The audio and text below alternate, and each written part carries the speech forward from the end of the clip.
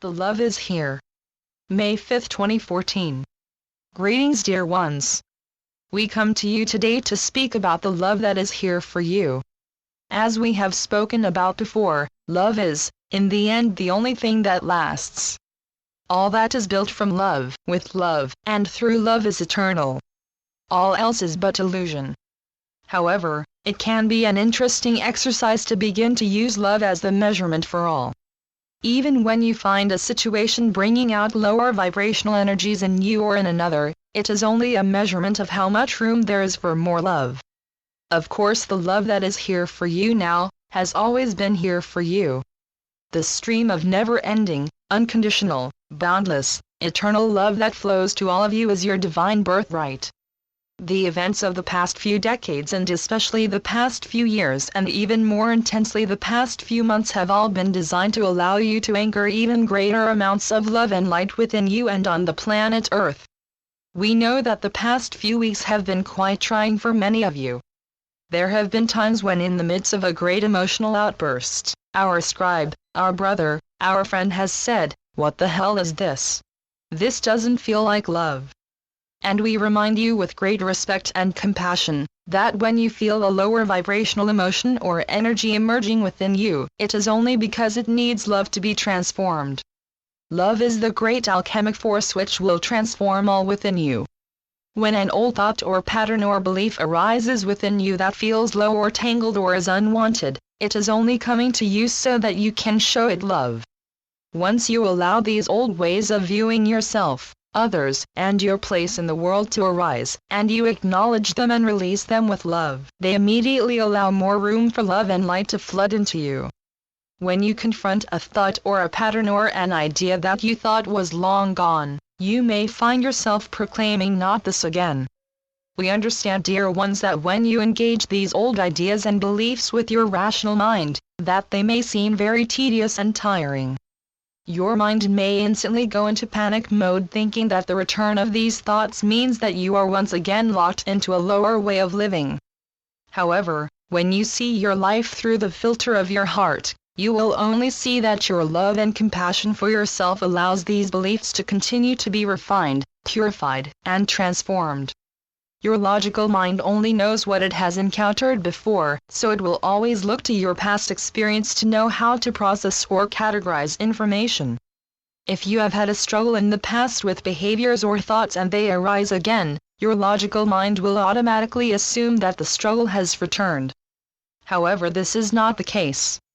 For you now have consciously begun to access that endless supply of love that is always here for you. Now you can look at these perceived issues with a new set of eyes and an expanded understanding. No longer must you choose to struggle and to become entangled. Now you can choose to stay centered in your love, to stay aligned with your true nature, and see that nothing, and we mean no thing, can shake you from your core alignment with love unless you allow it. We invite you to begin to see the things in your life that you have previously categorized as problems or trouble, as nothing more than another opportunity to strengthen your alignment with love. Do you hear us, dear ones? We want you to know that anything that you may have previously judged as a problem or as trouble, is nothing more than another opportunity for you to choose love. This is what is meant by turn the other cheek. This is what the great masters of your history all strove to show you, was that when you choose love above all else will be transformed by love.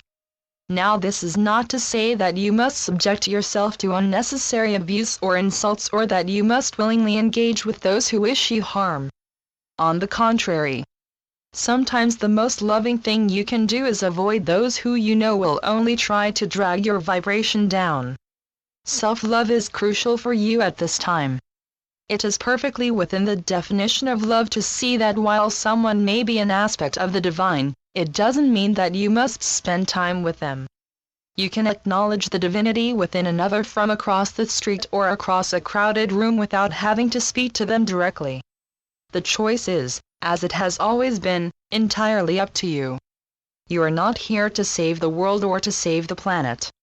You are here to follow what makes your heart sing, and your spirit soar, and that is what will save the planet. For some of you, your work may reach millions, and for some of you your impact may be one-on-one.